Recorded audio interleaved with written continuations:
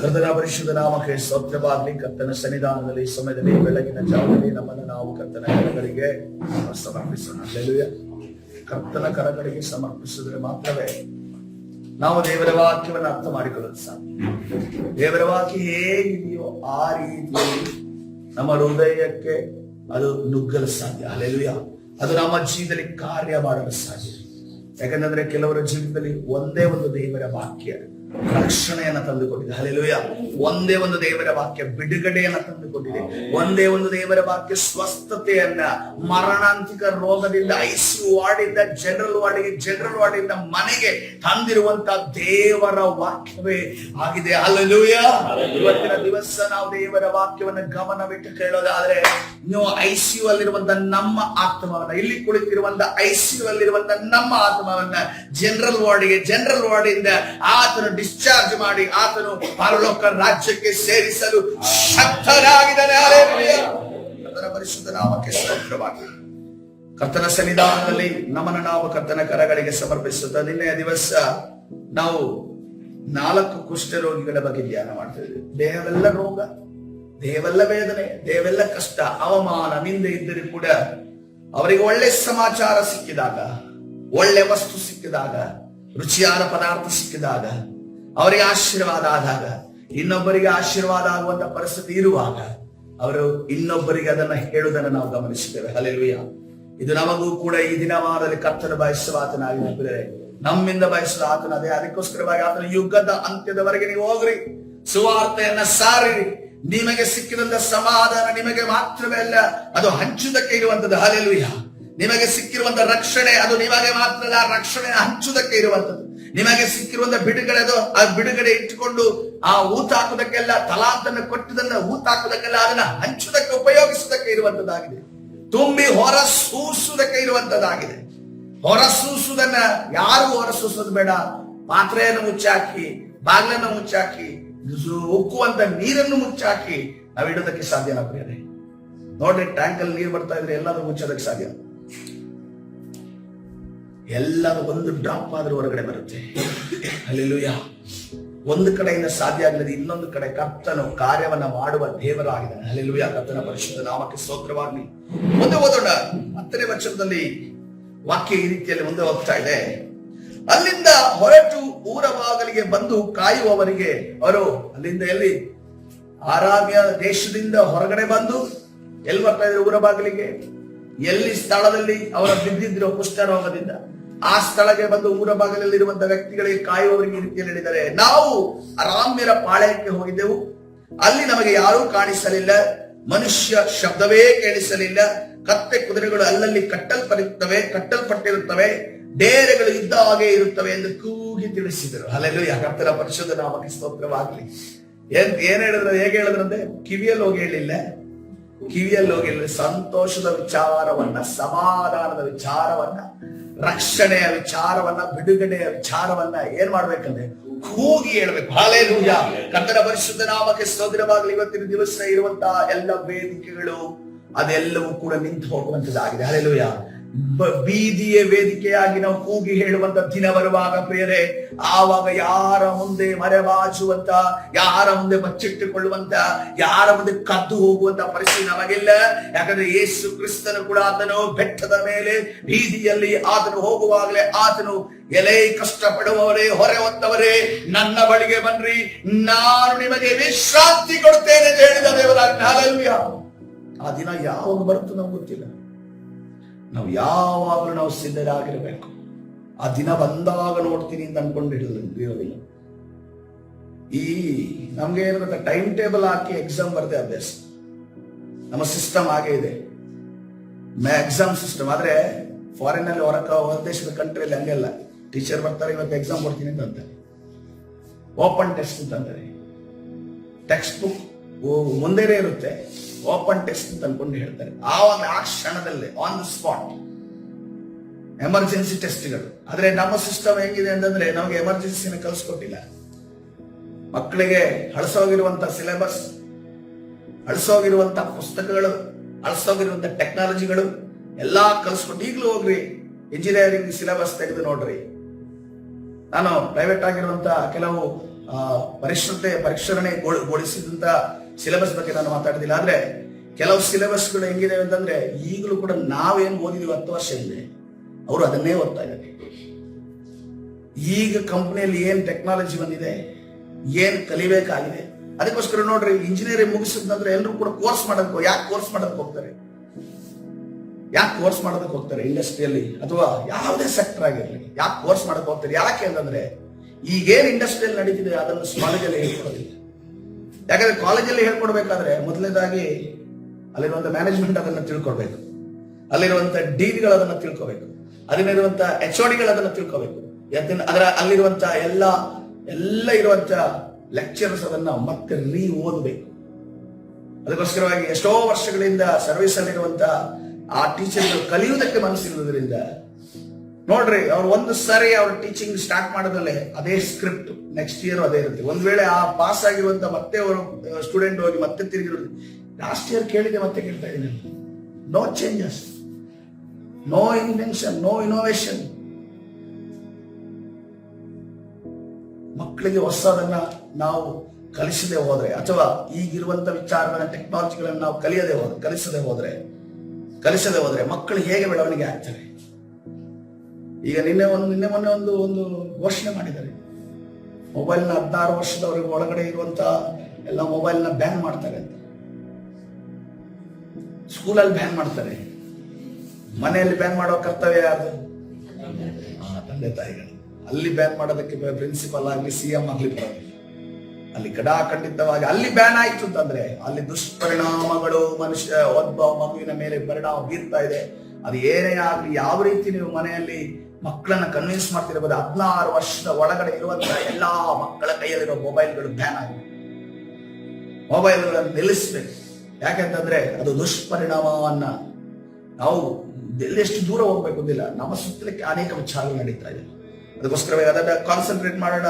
ನಾವಿಲ್ಲಿ ಮತ್ತೆ ವಾಕ್ಯಕ್ಕೆ ಬರೋಣ. ಇಲ್ಲಿ ಏನಾಗ್ತದೆ, ಗಟ್ಟಿಯಾಗಿ ಕೂಗಿ ಹೇಳಿದ್ರು. ತದನಂತರ ಏನ್ ನಡೀತಿದೆ ಅಲ್ಲಿ ಹುಟ್ಟಿಸಿದ ಆ ಬಾಗಲು ಕಾಯುವವರು ಕೂಡಲೇ ಅರಮನೆಯವರನ್ನು ಕೂಗಿ ಹೇಳ್ತಾ ಇದ್ದಾರೆ, ಕೂಗಿ ಅವರಿಗೆ ಈ ವರ್ತಮಾನವನ್ನ ಮುಟ್ಟಿಸಿದರು. ಅರಸನು ರಾತ್ರಿಯಲ್ಲೇ ಎದ್ದು ಪರಿವಾರದವರಿಗೆ ಅರಾಮ್ಯರ ಹಂಚಿಕೆಯನ್ನು ಹೇಳುತ್ತೇನೆ ಕೇಳ್ರಿ. ಈಗ ನೋಡ್ ಬಂದವರು ಕೇಳಿ ಬಂದವರು ಒಂದು ಮಾತು ಹೇಳಿದ್ರೆ ಅರಸ ಇನ್ನೊಂದು ಹೇಳ್ತಾನೆ ಮಾತು. ಅರಸನ ಮಾತನ್ನು ಗಮನವಿಟ್ಟು ನೋಡೋಣ. ಅರಸನು ರಾತ್ರಿಯಲ್ಲೇ ಎದ್ದು ತನ್ನ ಪರಿವಾರದವರಿಗೆ ಅರಾಮ್ಯರ ಹಂಚಿಕೆಯನ್ನು ಹೇಳುತ್ತೇನೆ ಕೇಳ್ರಿ. ಅರಾಮ್ಯರ ಕೈಯ ಗಾತ್ರ ಎಷ್ಟಿದೆ ನಿಮಗೆ ಹೇಳ್ತೀನಿ. ಅರಾಮ್ಯರು ಯಾವ ರೀತಿ ಕೊಡುವವರಾಗಿದ್ದಾರೆ ನಿಮ್ಗೆ ಹೇಳ್ತೀನಿ. ಅರಾಮ್ಯರು ಯಾವ ತೂಕದಲ್ಲಿ ಕೊಡುವವರಾಗಿದ್ದಾರೆ ಅಂತ ಹೇಳ್ತೀನಿ ಅಂತ ಅನ್ಕೊಂಡು ದೂರದಲ್ಲಿ ಕೂತಿರುವಂತ ಅರಸನ ಹೇಳ್ತಾ ಇದ್ದಾನೆ, ನಾವು ಹಸಿವೆಯಿಂದ ಸಾಯುವವರಾಗಿದ್ದೇವೆ ಎಂಬುದನ್ನು ಅವರು ಬಲ್ಲರು.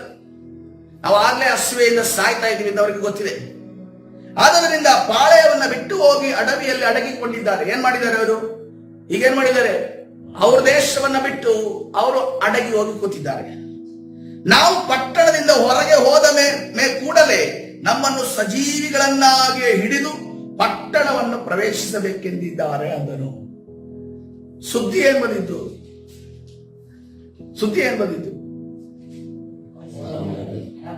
ಅವರೆಲ್ಲ ಬಿಟ್ಟು ಹೋಗಿದ್ದಾರೆ. ಡೇರೆ ಹಂಗೆ ಇದೆ, ವಸ್ತುಗಳು ಹಂಗೆ ಇದಾವೆ, ಮತ್ತು ಕುದುರೆ ಕತ್ತೆಗಳು ಹಂಗಿದಾವೆ. ಒಬ್ಬ ಟೂರ್ಗೆ ಹೋಗೋನು ಯಾವತ್ತಾದ್ರೂ ಮನೆಯೆಲ್ಲ ಚೆನ್ನಾಗಿ ಹಂಗೆ ಇದ್ದು ಚಿನ್ನಗಿನ್ನ ಅಲ್ಲೇ ಇಟ್ಟುಬಿಟ್ಟು, ಅಥವಾ ಮನೆ ಚೇಂಜ್ ಮಾಡೋರು ಮನೆ ಚಿನ್ನಗಿನ್ನ ಅಲ್ಲೇ ಇಟ್ಟುಬಿಟ್ಟು, ತನ್ನ ಕಾರು ಬೈಕು ಎಲ್ಲ ಅಲ್ಲೇ ಇಟ್ಬಿಟ್ಟು ಹೋಗ್ತಾನ. ಅದನ್ನೆಲ್ಲ ಎಕ್ಸ್ಪ್ಲೈನ್ ಮಾಡಿದ್ದಾರೆ ಯಾರಿಗೆ? ಈ ರಾಜನೆನಿಸುವವನಿಗೆ ಎಕ್ಸ್ಪ್ಲೈನ್. ಇವನು ಹೇಳ್ತಾ ಇದ್ದಾನೆ, ನಿಮಗಿಂತ ಜಾಸ್ತಿ ನನಗೊತ್ತಿದೆ, ನಾನೇನು ಹೇಳ್ತೀನಿ ಕೇಳ್ರಿ. ಅರಾಮ್ಯರ ಹಂಚಿಕೆಯನ್ನು ನಾನು ನೋಡಿದ್ದೀನಿ, ಅವ್ರ ಕೈ ಏನಂತ ನನಗೆ ಗೊತ್ತಿದೆ. ಹಸಿವೆಯಿಂದ ನಾವು ಸಾಯ್ತಾ ಇದ್ದೇವೆ ಅಂತ ಅನ್ಕೊಂಡು ಅವ್ರೇನ್ ಮಾಡ್ತಾರೆ, ಏನ್ ಸ್ಕೆಚ್ ಹಾಕಿದ್ದಾರೆ, ನಾವು ಪಟ್ಟಣದಿಂದ ಹೊರಗಡೆ ಬರ್ಬೇಕೀಗ, ಪಾಳೆಯವನ್ನು ಬಿಟ್ಟು ಹೊರಗಡೆ ಬರ್ಬೇಕು. ಹೊರಗಡೆ ಬಂದ ಎಲ್ಲಿದ್ದಾರೆ ಅವರು? ಅರಣ್ಯದಲ್ಲಿ ಅಡಗಿ ಕುತ್ಕೊಂಡಿದ್ದಾರಂತೆ. ಇವ್ರು ದೇವರಿಗಿಂತ ಬಹಳ ಒಂದು ಬ್ರಿಲಿಯಂಟ್ ಆಗಿರೋರು. ಈ ದೇವರಿಗಿಂತ ಬ್ರಿಲಿಯಂಟ್ ಆಗಿರೋ ನಮ್ಮ ಮಧ್ಯದಲ್ಲಿದ್ದಾರ?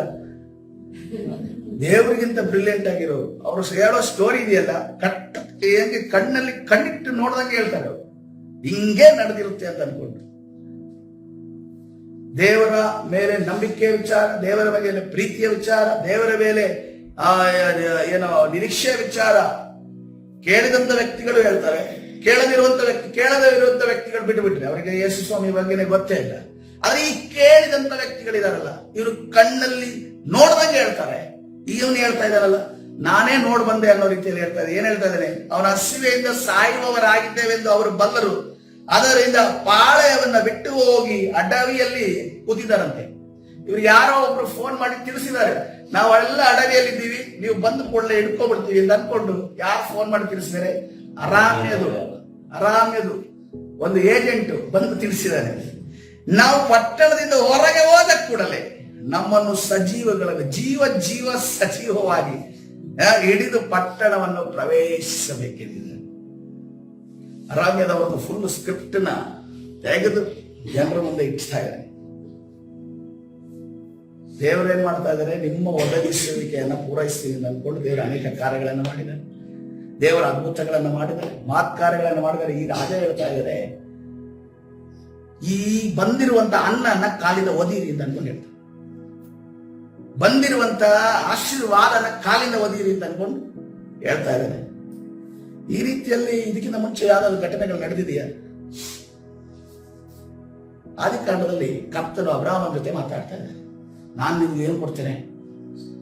ಸಂತಾನವನ್ನ ಕೊಡ್ತೇನೆ. ಹಲ್ಲೆಲೂಯಾ. ಎಷ್ಟನೇ ವಯಸ್ಸಿಗೆ ವಾಗ್ದಾನ ಮಾಡಿದ್ದು? 3ನೇ ವಯಸ್ಸಿಗೆ ಸಿಕ್ಕಿದ್ದು. 75ನೇ ವಯಸ್ಸಿಗೆ ವಾಗ್ದಾನ ಮಾಡ್ತಾನೆ.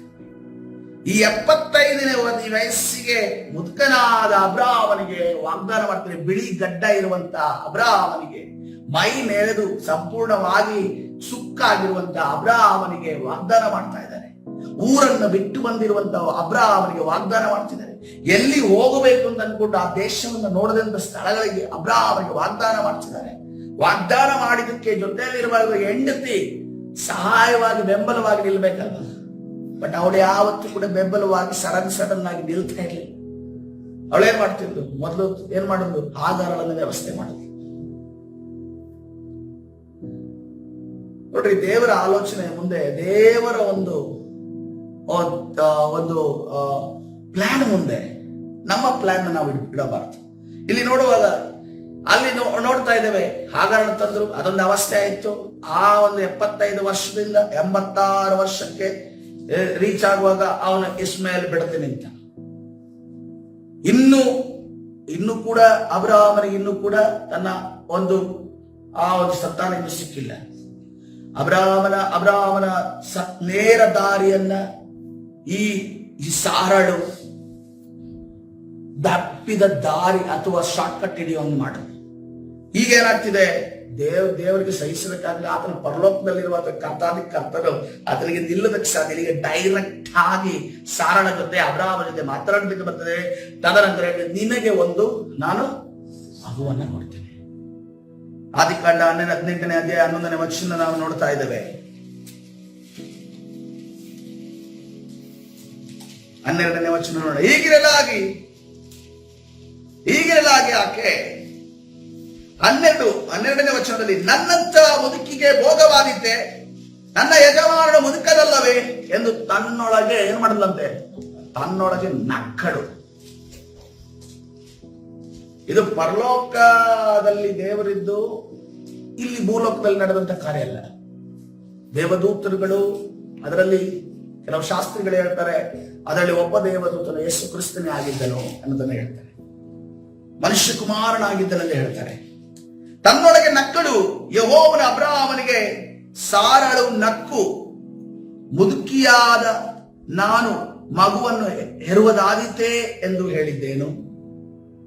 ಯಾರು ಹೇಳ್ತಿದ್ದಾರೆ? ಡೈರೆಕ್ಟ್ ಆಗಿ ದೇವರು ನೋಡ್ತಾ ಇದ್ದಾರೆ. ಹಾಗೆಲ್ಲ ಒಳಗಡೆ ಬೇರೆ ಒಳಗಡೆ ನಿಂತ್ಕೊಂಡು ಏನ್ ಮಾಡ್ತಾ ಇದ್ದಾರೆ? ಇನ್ನೊಂದು ಸಾಧ್ಯನ ಅನ್ನೋ ರೀತಿಯಲ್ಲಿ ಒಂದು ಸರಿಯಾದ ನಗು ಅಲ್ಲ. ಎರಡು ರೀತಿಯ ಬಹಳ ರೀತಿಯ ನಗುಗಳಿದ್ದಾವೆ. ಆದ್ರೆ ಇಲ್ಲಿರುವಂತ ನಗು ಇದೆಯಲ್ಲ, ಅದು ವ್ಯಂಗ್ಯ ನಗು. ಈ ವ್ಯಂಗ್ಯ ನಗು ಕೊಡುವವರು ನಮ್ಮ ಮಧ್ಯೆಯಲ್ಲಿದ್ದಾರೆ. ದೇವರ ಕಾರ್ಯಗಳನ್ನು ಅವರಿಗೆ ಹೇಳುವಾಗ ತುಟಿಯನ್ನ ಸೊಟ್ಟಗೆ ಮಾಡಿ ನಗುವಂತ ವ್ಯಂಗ್ಯ ನಗು ಇದೆ. ಆ ವ್ಯಂಗ್ಯ ನಗು ಅಂತವರಿಗೆ ನಾನು ಹೇಳ್ತೇನೆ, ನಿನ್ನ ದೇವರನ್ನ ಮೊದಲು ನೀನು ತಿಳ್ಕೋಬೇಕು. ಹಲ್ಲೆಲೂಯಾ. ನಿನ್ನ ದೇವರನ್ನ ಮೊದಲದಾಗಿ ತಿಳ್ಕೋಬೇಕು. ನಿನ್ನ ಸೃಷ್ಟಿಯನ್ನೇ ನೀನು ನೋಡು. ನಿನ್ನ ಕೈಯನ್ನ, ಕಾಲನ್ನ, ನಿನ್ನ ಅಂಗಾಂಗಗಳನ್ನು ನೋಡು. ಈ ಸೃಷ್ಟಿಕರ್ತ ಈ ಸೃಷ್ಟಿ ಮಾಡಿದ್ದೇ ಇದಿಲ್ಲ. ಅದ್ಭುತ, ಹಲ್ಲೆಲೂಯಾ, ಅದ್ಭುತ. ಒಂದು ಚೂರು ಬ್ಯಾಲೆನ್ಸ್ ಆಗಿ ನೋಡ್ರಿ. ನನ್ನ ಜೀವಿತದಲ್ಲಿ ನಂದು ಅಲ್ಲೂ ಏನಾಗಿದೆ, ಆಟ ಆಡುವಂತ ಸಮಯದಲ್ಲಿ ಯಾರೋ ಬಾಲ್ ಬಿಸಾಡಿ ಅದು ಕಟಾಗ್ಬಿಟ್ಟು ಅಂತ ಅಂದ್ಕೊಂಡು ನಾನು ಅದಕ್ಕೆ ಲೆವೆಲ್ ಮಾಡಿಸಿದೆ. ಈ ಮಂಗಳೂರು ಪಟ್ಟಣದಲ್ಲಿ ನಾನು ಜಾಸ್ತಿ ಮೂಳೆಗಳು ತಿಂತ ಇರಲಿಲ್ಲ, ಗೊತ್ತಿಲ್ಲ ನನಗೆ. ಅಲ್ಲಿ ಯಾವುದು ಕರಗುವಿಕೆ ಉಂಟಾಗಿಲ್ಲ. ಹಾಸನಕ್ಕೆ ಬಂದ್ಮೇಲೆ ಮೂಳೆಗಳು ತಿನ್ನೋದಕ್ಕೆ ಜಾಸ್ತಿ ಆಯ್ತು. ತಿಂದ ಏನಾಯ್ತು, ಅದು ಕರಕ್ ಸ್ಟಾರ್ಟ್ ಆಗಿದೆ. ಈಗ ಅದು ಲೆವೆಲ್ ಹೋಗ್ಬಿಟ್ಟಿದೆ. ಒಂದು ಚೂರು ಲೆವೆಲ್ ಚೇಂಜ್ ಆಗಿರೋದಷ್ಟೇ. ಕೆಳಗಡೆ ಹಲ್ಲು ಇನ್ನೊಂದು ಕರಗೋಗಿದೆ. ಇಲ್ಲಿ ಕೆಳಗಡೆ ಬ್ಯಾಲೆನ್ಸ್ ಚೇಂಜ್ ಆಗಿ ನಾನು ಏನ್ ಮಾಡ್ತೀನಿ, ಯಾವಾಗಲೂ ಕೂಡ ಆಹಾರವನ್ನ ಜಗಿಯುವಾಗ ಇಲ್ಲಿ ಮುಂದೆ ಇರುವಂತ ತುಟ್ಟಿಯನ್ನ ಕಚ್ತಾ ಇದ್ದೀನಿ. ನನ್ಗನ್ನಿಸ್ತು, ದೇವರೇ ನೀನು ನನ್ನನ್ನು ಸೃಷ್ಟಿ ಮಾಡುವಾಗ ಸರಿಯಾದ ರೀತಿಯಲ್ಲಿ ಹಲ್ಲನ್ನು ನಿರ್ಮಾಣ ಮಾಡಿ. ಈ ಹಲ್ಲಿನ ಒಂದು ಬ್ಯಾಲೆನ್ಸ್ ತಪ್ಪಿದ್ರೆ ನನಗೆ ತಿನ್ನಕ್ಕಾಗದೇ ಇರೋ ರೀತಿಯಲ್ಲಿ ನೀನು ಮಾಡಿದ್ರೆ ನಿನ್ನ ಸೃಷ್ಟಿ ಎಂತ ಒಂದು ಅಗಮ್ಯವಾದದ್ದು. ಹಲ್ಲೆಲೂಯಾ. ಒಂದು ಚೂರು ಬ್ಯಾಲೆನ್ಸ್ ತಪ್ಪಿದ್ರೆ ಇಡೀ ದೇಹದಲ್ಲಿ ನಮ್ಮ ಜೀವಿತವೇ ಬದಲಾವಣೆ, ಅಲ್ಲೋಲ ಕಲ್ಲೋಲ ಆಗುತ್ತೆ. ಹಲ್ಲೆಲೂಯಾ. ಅದಕ್ಕೋಸ್ಕರವಾಗಿ ಇಂಥ ದೇವರನ್ನ ಆರಾಧನೆ ಮಾಡುತ್ತಿರುವಂತಹ ನಾವು ದೇವರ ಪ್ಲಾನ್ ಅನ್ನು ನೋಡಿ ವ್ಯಂಗ್ಯವಾಗಿ ನಗುತ್ತೇವಂತೆ, ವ್ಯಂಗ್ಯವಾದ ಮಾತುಗಳನ್ನ ಆಡ್ತೇವಂತೆ, ಅಪನಂಬಿಕೆಯ ಮಾತುಗಳನ್ನ ಆಡ್ತೇವಂತೆ. ಅದಕ್ಕೆ ಯೆಹೋವನಿಗೆ ಅಸಾಧ್ಯವಾದುದುಂಟು. ನಾನು ಹೇಳಿದಂತೆ ಬರುವ ವರ್ಷದ ಇದೇ ಕಾಲದಲ್ಲಿ ನಾನು ನಿನ್ನ ಬಳಿಗೆ ಬಂದಾಗ ಸಾರಳಿಗೆ ಮಗನಿರುವನು ಎಂದು ಹೇಳಿದನು. ಆಗ ಸಾರಳು ಭಯಪಟ್ಟು ನಾನು ನಗಲಿಲ್ಲ, ನಕ್ಕುಬಿಟ್ಟು ನಾನು ನಗಲಿಲ್ಲ, ಮಾಡಿಬಿಟ್ಟು ಮಾಡಲಿಲ್ಲ. ಎಷ್ಟು ಸುಲಭವಾಗಿ ಈಗಿನ ಮಕ್ಕಳೇ ಎಲ್ಲನೂ ಮಾಡಿಬಿಟ್ಟು ನಾನೇನು ಮಾಡಿಲ್ಲ. ಪಾಪ ಏನಾಗಿದೆ ಅಂತಂದ್ರೆ, ತಂದೆ ತಾಯಿಗಳು ಇನ್ನೋಸೆಂಟ್ಗಳು. ಮಕ್ಕಳು ಏನು ಮಾಡಲ್ಲ, ನನ್ನ ಮಗ ಏನು ಮಾಡಲ್ಲ, ನನ್ನ ಮಗಳು ಏನು ಮಾಡಲ್ಲ ಅಂತ ಅನ್ಕೊಂಡು ನಂಬಿಡ್ತಾರೆ. ಒಂದನ್ನು ಹೇಳ್ಕೊಂಡು, ಈಗಿನ ಮಕ್ಕಳನ್ನು ಒಬ್ಬರನ್ನು ನಂಬಬೇಡ್ರಿ. ನೀವು ಸಾಯೋ ತನಕ, ಈಗಿನ ಮಕ್ಕಳು ನೀವು ಕಣ್ಣ ಮುಂದೆ ಇರೋ ತನಕ, ನೀವು ಜೀವಂತ ಇರೋ ತನಕ ನಿಮ್ಮ ಮಕ್ಕಳನ್ನ ನಂಬಬೇಡ್ರಿ. ಅವರ ಮೇಲೆ ಯಾವತ್ತಿದ್ರು ಕೂಡ ಕಣ್ಣಿಡೋದಾದ್ರೆ ನಿಮ್ಮ ಜೀವಿತ ಕೊನೆಯವರೆಗೂ ಚೆನ್ನಾಗಿರುತ್ತೆ. ಹಲ್ಲೆಲೂಯಾ. ನಾನು ಈಗಿನ ದಿನಮಾನದಲ್ಲಿ ಕಲ್ತಿರೋ, ಬಟ್ ನೆಕ್ಸ್ಟ್ ಜನರೇಷನ್ ಹೆಂಗ್ ಬರುತ್ತೋ ನನಗೊಂಥರ ಹೇಳ್ತದೆ. ಈ ನನ್ನ ಆರ್ಟಿಫಿಷಿಯಲ್ ಇಂಟೆಲಿಜೆನ್ಸ್ ನೋಡುವಾಗ ನಮ್ಮ ಮಗ ನಿಂತರೂ ಕೂಡ ಆರ್ಟಿಫಿಷಿಯಲ್ ಇಂಟೆಲಿಜೆನ್ಸ್ ಅಥವಾ ಇದು ನಮ್ಮ ಮಗನ ಅಂತ ಹೇಳೋ ರೀತಿಯ ಪರಿಸ್ಥಿತಿ ಆಗಿದೆ. ಚೆಕ್ ಮಾಡುವಂತ ಪರಿಸ್ಥಿತಿ ಆಗಿದೆ, ಕೋಡಿಂಗ್ ಚೆಕ್ ಮಾಡೋ ಪರಿಸ್ಥಿತಿ ಆಗಿದೆ. ಯಾವ್ದಾದ್ರು ಎರರ್ ತಂದ್ರೆ ಎರರ್ ಬರುತ್ತಾ ಅನ್ನೋ ರೀತಿಯಲ್ಲಿ ಚೆಕ್ ಮಾಡೋ ಪರಿಸ್ಥಿತಿ ಆಗಿದೆ. ಆ ರೀತಿಯಲ್ಲಿ ಟೆಕ್ನಾಲಜಿ ಇಂಪ್ರೂವ್ ಆಗ್ತಿದೆ. ಟೆಕ್ನಾಲಜಿ ನಮ್ಮ ತಲೆ ಮೇಲಿಂದ ಹಾದು ಹೋಗ್ತಾ ಇದೆ. ಅದಕ್ಕೋಸ್ಕರ ಅನೇಕ ಮೋಸಗಳು ನಡೀತಾ ಇದೆ ಪ್ರೇರೆ. ಅದಕ್ಕೋಸ್ಕರವೇ ನಾವು ಕರ್ತನ ಸನ್ನಿಧಾನದಲ್ಲಿ ಕರ್ತನ ಜ್ಞಾನ ಹೊಂದಿದವರಾಗಿ ನಾವು ಬುದ್ಧಿವಂತರಾಗಬೇಕಾಗಿದೆ. ಹಲ್ಲೆಲೂಯಾ. ನಮ್ಮ ತಂದೆ ತಾಯಿಗಳ ಆತ್ಮಿಕ ಕಣ್ಣುಗಳು ತೆರೆಯೋದಾದ್ರೆ ನಾಳೆ ನಡೆಯೋದನ್ನ, ಸಂಜೆ ನಡೆಯೋದನ್ನ, ಆ ಸ್ಕೂಲಿನಲ್ಲಿ ನಡೆಯೋದನ್ನ, ಕಾಲೇಜಲ್ಲಿ ನಡೆಯೋದನ್ನ ಎಕ್ಸಾಕ್ಟ್ ಆಗಿ ಪಿಕ್ಚರ್ ಅನ್ನ ದೇವರು ತೋರಿಸಲು ಶಕ್ತರಾಗಿದ್ದಾರೆ. ಕರ್ತನ ಪರಿಶುದ್ಧ ನಾಮಕ್ಕೆ ಸ್ತೋತ್ರವಾಗಲಿ. ಯಾವುದೇ AI ಬಂದರೂ ಕೂಡ ಪರಲೋಕದ ಟೆಕ್ನಾಲಜಿಯನ್ನು ಮೀರಿಸುವಂತ ಯಾವ AI ಕೂಡ ಈ ಲೋಕದಲ್ಲಿ ಸೈತಾನನ ಜನರಿಂದ ಉಂಟು ಮಾಡಲು ಸಾಧ್ಯವಿಲ್ಲ. ಹಲ್ಲೆಲೂಯಾ. ಕರ್ತನ ಪರಿಶುದ್ಧ ನಾಮಕ್ಕೆ ಸ್ತೋತ್ರವಾಗಲಿ. ಇವಳಿಗೆ ಯಾವಾಗ ಕರ್ತನು ಡೈರೆಕ್ಟ್ ಆಗಿ ಅವಳ ಹತ್ರ ಮಾತಾಡಿದ್ರು, ಈಗ ಇಂಡೈರೆಕ್ಟ್ ಆಗಿ ನೀನು ಹೋಗಿ ಸಾರನಿಗೆ ಹೇಳು ಅಂತ ಅನ್ಕೊಂಡು ಹೇಳಿದ್ರು. ನಿಂಗೆ ಆಗೋದಿಲ್ಲ, ನಿನ್ಗೆ ಡೈರೆಕ್ಟ್ ಆಗಿ ಒದೆ ಬಿದ್ರೇನೆ ಒಳ್ಳೇದು ಅಂತ ಅನ್ಕೊಂಡು ಬೋಂಕಲ ಆತನು ಆಗ ಅನ್ನ ಬೇಡಮ್ಮ, ನೀನು ನಕ್ಕಿದ್ದುಂಟು. ನೀನು ದೇವರ ಅದ್ಭುತಗಳ ವಿಚಾರವಾಗಿ ಒಂದು ತಾತ್ಸಾರ ಮನೋಭಾವ ನಿನ್ನಲ್ಲಿ ಉಂಟು, ವ್ಯಂಗ್ಯ ನಿನ್ನಲ್ಲಿ ಉಂಟು, ಅಪನಂಬಿಕೆ ನಿನ್ನಲ್ಲಿ ಉಂಟು. ಅದೇನೇ ಕಾರಣ ಆಗಿರಬಹುದು, ಅಪನಂಬಿಕೆ ಪಡಬೇಡ, ವ್ಯಂಗ್ಯ ಮಾಡಬೇಡ, ತಾತ್ಸಾರ ಮಾಡಬೇಡ, ತಿರಸ್ಕಾರ ಮಾಡಬೇಡ. ಯಾಕೆಂದ್ರೆ ಕರ್ತನಿಗೆ ಅಸಾಧ್ಯವಾದುದು ಉಂಟು. ಹಲ್ಲೆಲೂಯಾ. ಕರ್ತನ ಪರಿಶುದ್ಧ ನಾಮಕ್ಕೆ ಹೊಸ ಒಡಂಬಡಿಕೆಯಲ್ಲಿ ಕಥೆ ಆದ್ರೆ ಹಳೆ ಒಡಂಬಡಿಕೆ ಇವರು ತಮ್ಮ ಒಬ್ಬ ಬರ್ತನೆ ಜಕಾರಿಯನ್ನು ನೋಡ್ತೇವೆ. ಲೂಕನ ಸುವಾರ್ತೆ 1ನೇ ಅಧ್ಯಾಯ 18ನೇ ವಚನ. ಲೂಕನ ಸುವಾರ್ತೆ 1ನೇ ಅಧ್ಯಾಯ 18ನೇ ವಚನದಲ್ಲಿ ಇದನ್ನು ಮಹಾಯಾಜಕ ದೇವರ ಧರ್ಮಶಾಸ್ತ್ರವನ್ನ ಕಲಿತು ಅರಿದು ಕುಡಿದಿರುವಂತ ವ್ಯಕ್ತಿ, ದೇವರ ಆ ಒಂದು ಪರಿಶುದ್ಧ ಸ್ಥಳದಲ್ಲಿ ಧೂಪವನ್ನು ಅರ್ಪಿಸುವಂತ ವ್ಯಕ್ತಿ. ಈತನು ದೇವರ ಒಂದು ಮಹತ್ತರವಾದ ಕಾರ್ಯಗಳನ್ನ ಕೇಳಿ ತಿಳಿದುಕೊಂಡಿರುವ ವ್ಯಕ್ತಿ. ಅಬ್ರಹಾಮನ ವಂಶಸ್ಥ ಆತನು ಆಗಿದ್ದಾನೆ. ಅದೇ ರೀತಿಯಲ್ಲಿ ಯಾಜಕರು ಅಂತ ಬಂದಾಗ ಯಾಜಕ ವಂಶಸ್ಥರಲ್ಲಿ ಬರುವಂತ ವ್ಯಕ್ತಿ. ಇದನ್ನು ಎಲ್ಲವೂ ತಿಳಿದೆ. ಆದರೂ ಕೂಡ ದೂತನು ಬಂದು ಹೇಳ್ತಾ ಇದ್ದಾನೆ, ನಿನಗೊಂದು ಮಗು ಸಿಗುತ್ತೆ, ಅದನ್ನು ಯೋಹಾನನು. ಆದರೂ ಕರ್ತನಿಗೆ ದಾರಿ ಸಿದ್ಧ ಮಾಡ್ತಾನೆ ಅಂತ ಹೇಳಿದಾಗ ಇದನ್ನು ನಾನು ಯಾಕದಿಂದ ತಿಳಿದುಕೊಳ್ಬೇಕು? ಕೇಳಿದ್ರೆ ಪರವಾಗಿಲ್ಲ. ನೆಕ್ಸ್ಟ್ ಮಾತಂತಾನೆ ನೋಡಿ, ನಾನು ಮುದುಕನು, ನನ್ನ ಹೆಂಡತಿಯು ದಿನ ಹೋದವಳು ಎಂದು ಹೇಳಿದ್ದಕ್ಕೆ ಅಡ್ರೆಸ್ ನ ಎಲ್ಲ ದೇವರಿಗೆ ಹೇಳಬೇಕಿದ್ದ. ಅಷ್ಟರಲ್ಲಿ ಹೇಳಾಯ್ತು. ಹೇಳಿದ್ದಕ್ಕೆ ಆ ದೂತನು, ನಾವೆಲ್ಲೂ ಕೂಡ ಗಬ್ರಿಯೇಲನು ನ್ಯಾಯ ತೀರ್ಪನ್ನು ನುಡಿಯೋದನ್ನ ನಾವೆಲ್ಲೂ ನೋಡಿಲ್ಲ. ಇವನಿಗೆ ಒಂದು ಸ್ಪೆಷಲ್ ಆಗಿರೋ ಟ್ರೀಟ್ಮೆಂಟ್ ನಡೀತಾ ಇದೆ. ಈ ಕೆಲವರಿಗೆ ಮಾತ್ರನೇ, ಈ ಸ್ಟೇಷನ್ ಹೋದವರಿಗೆ ಸ್ಪೆಷಲ್ ಆಗಿರೋ ಟ್ರೀಟ್ಮೆಂಟ್ ನಡೀತಾರೆ. 3rd ಡಿಗ್ರಿ ಒಂದು ಭಯಂಕರವಾದ ಹೆಸರು. ಎಲ್ಲರೂ ಹೆಲಿಕಾಪ್ಟರ್ ಹತ್ತಿಸ್ತಾರಂತೆ, ಹೆಲಿಕಾಪ್ಟರ್ ಆಗಿ ಹತ್ತಿಸಿ ಕಾಲ್ ಮೇಲೆ ಮಾಡಿ ಕೆಳಗೆ ಬಿಡ್ತಾರಂತೆ. ಆ ರೀತಿಯ ಟ್ರೀಟ್ಮೆಂಟ್ ಇವನಿಗೆ ಅದೇ ಟ್ರೀಟ್ಮೆಂಟ್ ಇಲ್ಲಿ ನಡೆದಿರೋದು. ಆ ದೂತನು, ನಾನು ದೇವರ ಸನ್ನಿಧಿಯಲ್ಲಿ ನಿಲ್ಲುವ ಗಬ್ರಿಯೇಲನು, ನಿನ್ನ ಕೂಡ ಮಾತಾಡಿ ಈ ಶುಭ ವರ್ತಮಾನವನ್ನ ನಿನಗೆ ತಿಳಿಸುವುದಕ್ಕಾಗಿ ನಾನು ಕಳುಹಿಸಲ್ಪಟ್ಟಿದ್ದೇನೆ. ಈ ನನ್ನ ಮಾತು ತಕ್ಕ ಸಮಯದಲ್ಲಿ ನೆರವೇರುವುದು, ಆದರೆ ನೀನು ಅದನ್ನ ನಂಬದೆ ಹೋದದ್ದರಿಂದ ಅದೆಲ್ಲ ಸಂಭವಿಸುವ ದಿನದವರೆಗೂ ಮಾತನಾಡಲಾರದೆ ಮೂಕನಾಗಿರುವೆ ಎಂದು ಅವನಿಗೆ ಉತ್ತರ ಕೊಟ್ಟನು. ಹಲ್ಲೆಲೂಯಾ. ಮಾತಾಡೋರಿಗೆ ಯೇಸು ಕ್ರಿಸ್ತನು ಬಾಯಿ ಕೊಟ್ಟಿದ್ದು. ಇವನಿಗೆ ಮಾತು ಸರಿಯಾಗಿ ಬರೋನಿಗೆ, ದೇವರ ಜೊತೆ ಮಾತಾಡೋನಿಗೆ ಮಾತನ್ನು ತೆಗೆಸಿ ಕೂತ್ಕೊಳ್ಳುವಂತ ಪರಿಸ್ಥಿತಿ ಬಂದಿದೆ. ಇವತ್ತಿನ ದಿನಮಾನದಲ್ಲಿ ಕೂಡ ಅಷ್ಟೇ, ದೇವರ ಅದ್ಭುತಗಳು ನಡೆಯುವಾಗ ನಾವು ಅದನ್ನ ಹಿಂದೆ ಮುಂದೆ ನೋಡದೆ ನಮ್ಗೆ. ಅದಕ್ಕೋಸ್ಕರವೇ ಕರ್ತನ ಹೇಳ್ತಿರೋದು, ನೀವು ಮಕ್ಕಳಾಗದೆ ಹೋದ್ರೆ ನೀವು ಪರಲೋಕ ರಾಜ್ಯಕ್ಕೆ ಬಾಧ್ಯರಾಗಬಹುದು. ಯಾಕೆ ಆ ರೀತಿ ಹೇಳ್ಬೋದು? ಮಕ್ಕಳಿಗೆ ಏನೇ ತೋರಿಸಿ ಏನೇ ಹೇಳಿ ಅವು ನಂಬುತ್ತವೆ. ಚಾಕ್ಲೇಟ್ ಕೊಟ್ರೆ ಸಾಕು, ಕಳ್ಳನ ಅಪ್ಪನ ನೋಡಿದ್ರೆ ಸೀದ ಹೋಗ್ತವೆ. ಕಳ್ಳನೋ ಅಪ್ಪನೋ ಅನ್ಕೊಂಡು ನೋಡಿದ್ರೆ ಒಂದು ಘಟನೆ ಆ ರೀತಿ ನಡೀತು. ಏನಂತಂದ್ರೆ, ಒಂದು ದಿವಸ ಅವರ ಅಪ್ಪ ಕೂತಿದ್ರಂತೆ, ಮಗು ಕೂತ ಇರುವಾಗ ಅಲ್ಲಿ ಒಬ್ಬ ಕಳ್ಳನನ್ನ ಹಿಂಬಾಲಿಸಿಕೊಂಡು ಪೊಲೀಸರು ಹೋಗ್ತಾ ಇದ್ರು. ಈ ಮಕ್ಕಳು ಕೆಲವು ಮಕ್ಕಳು ತುಂಬಾ ಪ್ರಶ್ನೆಗಳನ್ನ ಕೇಳ್ತಾರೆ. ಪೇರೆಂಟ್ಸ್ಗೆ ಸಾಕ್ಷಾತ್ ಹೋಗುತ್ತೆ, ಈ ಏನ್ ಪ್ರಶ್ನೆ ಕೇಳುತ್ತವೆ, ಇದು ಎಲ್ಲದಕ್ಕೂ ಉತ್ತರ ಕೊಡ್ಬೇಕಲ್ಲ ಅಂತ ಅನ್ಕೊಂಡು. ಅದಕ್ಕೆ ಏನಂದ್ರೆ, ಅದು ಇಬ್ರು ವ್ಯಕ್ತಿ ಹೋದ್ರಲ್ಲ, ಅವ್ರು ಯಾರು ಅಂತ ಹೇಳಿದ್ರು. ಅವನು ಕಳ್ಳ, ಇವನು ಪೊಲೀಸ್ ಅಂತ ಅನ್ಕೊಂಡು ಹೇಳದಂತೆ. ಈ ಕಳ್ಳ ಪೊಲೀಸ್ ಮಗುಗೆ ಏನ್ ಗೊತ್ತಾಗುತ್ತೆ? ಅದಕ್ಕೆ ಈ ಅಮ್ಮ ಏನ್ ಮಾಡಿದ್ರೆ, ಸುಮ್ಮನೆ ಜೋಕಾಗಿ ಏನಂದ್ರೆ, ಪೊಲೀಸರು ಅಂತಂದ್ರೆ ನೆಂಟರು, ಕಳ್ಳ ಅಂತಂದ್ರೆ ಅಪ್ಪ ಅಂತ. ಪೊಲೀಸರು ಅಂದ್ರೆ ನೆಂಟರು, ಕಳ್ಳ ಅಂದ್ರೆ ಯಾರು? ಅಪ್ಪ. ಒಂದ್ ದಿವಸ ಹೀಗೆ ಆ ಮಗು ಏನ್ ಮಾಡುತ್ತೆ, ಆ ಎಲ್ಲ ಸ್ಟೋರ್ ಮಾಡಿ ಇಟ್ಕೊಂಡ್ಬಿಡುತ್ತೆ. ಒಂದ್ ದಿವಸ ಹಿಂಗೆ ಆಟ ಆಡ್ಕೊಳ್ತಾ ಇತ್ತು ಮಗು. ಇವರು ಏನೋ ಹೊರಗಡೆ ತಗೋಬರಕ್ಕೆ ಮನೆ ಒಳಗಡೆ ಹೋಗಿದ್ದಾರೆ. ಆವಾಗ ನೆಂಟರು ಬರ್ತಾ ಇದ್ರು. ಅವಾಗ ಪೊಲೀಸರೇ ಬನ್ರಿ ಕಳ್ಳ ಸ್ನಾನ ಮಾಡ್ತಾವನೆ ಅಂತ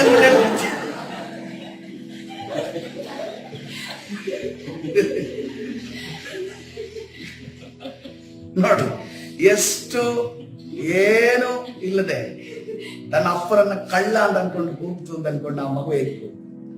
ಈ ರೀತಿಯಲ್ಲಿ ನಾವು ದೇವರ ವಾಕ್ಯವನ್ನು ತೆಗೆದುಕೊಳ್ಳುವುದಾದ್ರೆ ಪರಲೋಕ ರಾಜ್ಯವು ನಮಗೆ ದೊರಕುವಂತದಾಗಿದೆ. ದೇವರ ಅದ್ಭುತವನ್ನ, ದೇವರ ಬಿಡುಗಡೆಯನ್ನ, ದೇವರ ಮಾತ್ಕಾರ್ಯವನ್ನ ನಾವು ಹೊಂದುವವರಾಗಿದ್ದೇವೆ. ಪೇತ್ರನು ಬಹಳ ಧೈರ್ಯ ಮಾಡಿ ನಾವು ಬೋಟಿಂದ ಕೆಳಗಡೆ ಇಳಿದು, ನಾನು ಒಬ್ಬ ಹೀರೋ ಅಂತ 12 ಜನರ ಮಧ್ಯದಲ್ಲಿ ಹೀರೋ ಅಂತ ಅನ್ಕೊಂಡು ಸಮುದ್ರದ ಮಧ್ಯದಲ್ಲಿ ಇಳಿತಾನೆ.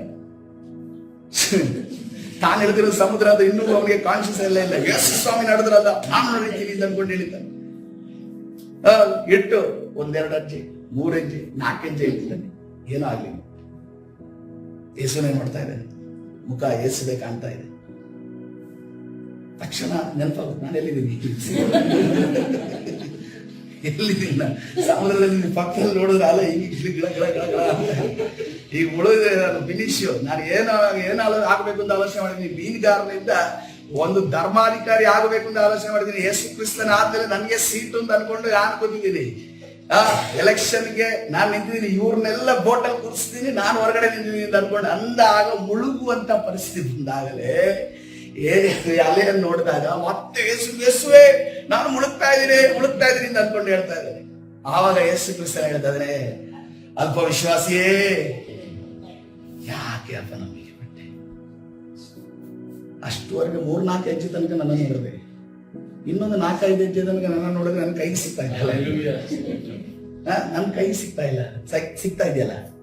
ಆದ್ರೆ ನೀನ್ ಎಲ್ಲಿ ಕೈ ಸಿಕ್ಕಿದೆ, ಮುಳುಗಿದ ನಂತರ ನನ್ನ ಕೈ ಸಿಕ್ಕಿದೆ.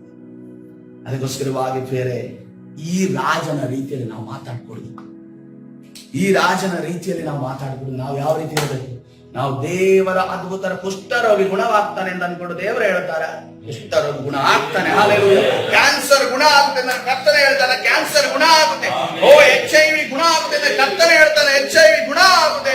ಓ ಮಾರಣಾಂತಿಕ ರೋಗಗಳು ಗುಣ ಆಗುತ್ತೆ ಅಂತ ಕರ್ತನೆ ಹೇಳ್ತಾನೆ, ಆ ಮಾರಣಾಂತಿಕ ರೋಗಗಳು ಗುಣ ಆಗುತ್ತೆ. ಕರ್ತನ ಪರಿಶುದ್ಧ ನಾಮಕ್ಕೆ ಸ್ತೋತ್ರವಾಗಲಿ. ಗೌರಮ್ಮ ಅವರನ್ನು ನೋಡೋದಕ್ಕೆ ನಾನು ಗವರ್ಮೆಂಟ್ ಹಾಸ್ಪಿಟಲ್ಗೆ ಹೋದಂತ ಸಂದರ್ಭದಲ್ಲಿ ಅವರದ್ದು ಪರಿಸ್ಥಿತಿ, ನಾನು ಅವರ ಅಲ್ಲಿದ್ದ ಪರಿಸ್ಥಿತಿ ನನಗೆ ಜಾಸ್ತಿ ದುಃಖ ಕೊಡಲಿಲ್ಲ. ಅವರ ಮನೆಯ ಪರಿಸ್ಥಿತಿ ನೆನೆಸಿ ಆಗಿದೆ. ಈಗಷ್ಟೇ ಮನೆ ಆಗಿದೆ. ಒಬ್ಬಳು ಹುಡುಗಿ ನೋಡಿದ್ರೆ ಅವಳ ದುರಂತಕ್ಕೆ ಒಂದು ಸಿಚುವೇಶನ್ ಕಾರ್ಯಾಗಿ ಆಕೆ ಆ ರೀತಿ ಆಗಿದ್ದಾಳೆ. ಇನ್ನೊಂದು ಹುಡುಗಿ ಈ ಮನೆಯನ್ನೆಲ್ಲ ನಿಭಾಯಿಸಬೇಕು, ಓಡಾಡ್ತಾ ಇದ್ದಾಳೆ. ಗಂಡು ದಿಕ್ಕು ಆ ಒಂದು ಮನೆಗಿಲ್ಲ. ನಾವು ನೋಡಿದ್ವಿ, ಗೌರವಾಂಟಿಗೆ ಪ್ರಾರ್ಥನೆ ಮಾಡಿದ್ವಿ.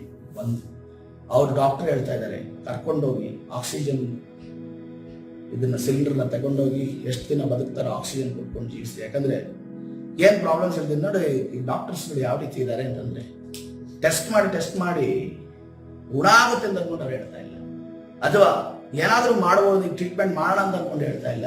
ಇವರು ಹೋಗ್ತಾರೆ ಅಂತ ಅನ್ಕೊಂಡು ಹೇಳಿ ಕೈ ಬಿಡ್ತಾ ಇಲ್ಲ.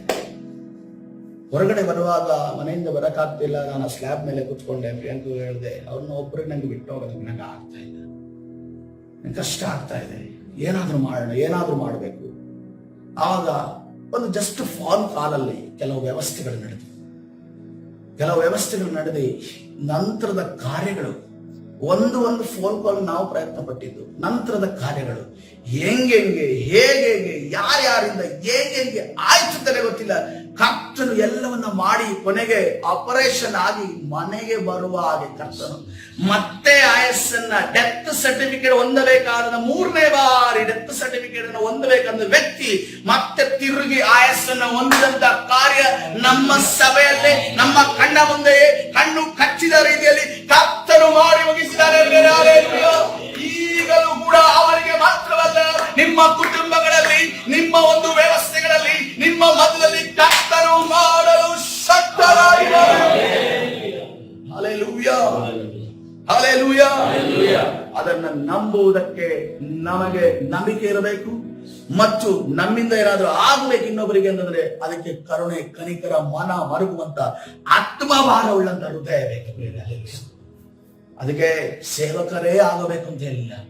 ನಿನಗೆ ಆತ್ಮಭಾರ, ಮನ ಮರುಗುವಿಕೆ ನಿನಗಿದೆಯಾ?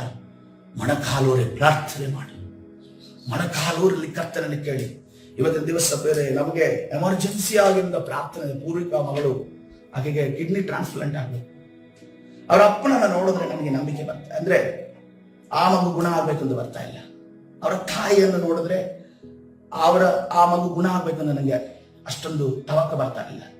ಅಥವಾ ಅವರ ಅಜ್ಜಿಯನ್ನ, ತಾತನನ್ನ ನೋಡಿ ನನಗೆ ಅವ್ರು ಗುಣ ಆಗ್ಬೇಕು ಅಂತ ಬರ್ತಾ ಇಲ್ಲ. ಆ ಮಗುವನ್ನ ನೋಡಿದ್ರೆ ನೋಡಿ, ಯಾರು ಬೇಕಾದ್ರೂ ನೋಡಿದ್ರೆ ನಮಗೆ ಈಕೆ ಗುಣವಾಗಲೇಬೇಕು ಅಂತ ಅನ್ಕೊಂಡಾಗುತ್ತೆ. ಯಾಕಂದ್ರೆ ಆ ಒಂದು ಡಯಾಲಿಸಿಸ್ ಬೆಡ್ ಅಲ್ಲಿ ಇದ್ರು ಕೂಡ ಆಕೆ ನಂಬಿಕೆಯ ಮಾತುಗಳು, ಆಕೆ ಬಾಯಲ್ಲಿ ಬರುವಂತ ಆ ವರ್ಡ್ಗಳನ್ನ ನಾನು ಕೇಳಿದ್ರೆ ಅಸಾಧಾರಣವಾದ ಪ್ರಿಯರೇ. ಹಲ್ಲೆಲೂಯಾ. ಆ ನಂಬಿಕೆ ಆಕೆಗೆ ಎಲ್ಲಿಂದ ಬಂತು? ಆ ನಿರೀಕ್ಷೆ ಆಕೆಗೆ ಎಲ್ಲಿಂದ ಬಂತು? ಆ ಒಂದು ದೇವರ ಮೇಲಿರುವ ಪ್ರೀತಿ ಎಲ್ಲಿಂದ ಬಂತು?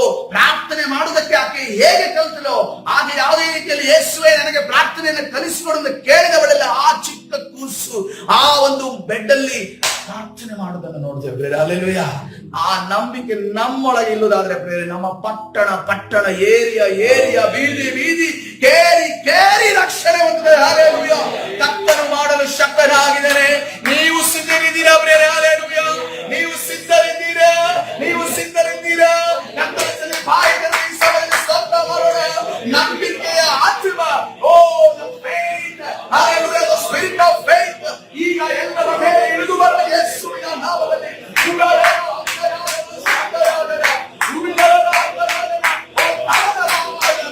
ಅಭಿಷೇಕ ನಿಮ್ಮ ಮೇಲೆ ಇಳಿದು ಬರುವ ಯೇಸುವಿನ ನಾಮದಲ್ಲಿ ಫೇಸ್ಬುಕ್ ಅಲ್ಲಿ ನೋಡುವಂತ ವ್ಯಕ್ತಿಗಳ ಮೇಲೆ ಇಳಿದು ಬರಲಿ. ಓ ಜೀಸಸ್, ಓ ಕರ್ತನೇ, ಯೂಟ್ಯೂಬ್ ಅಲ್ಲಿ ನೋಡುವಂತ ಪ್ರತಿಯೊಬ್ಬರ ಮೇಲೆ ಇಳಿದು ಬರುವ ಯೇಸುವಿನ ನಾಮದಲ್ಲಿ ಹತ್ತನ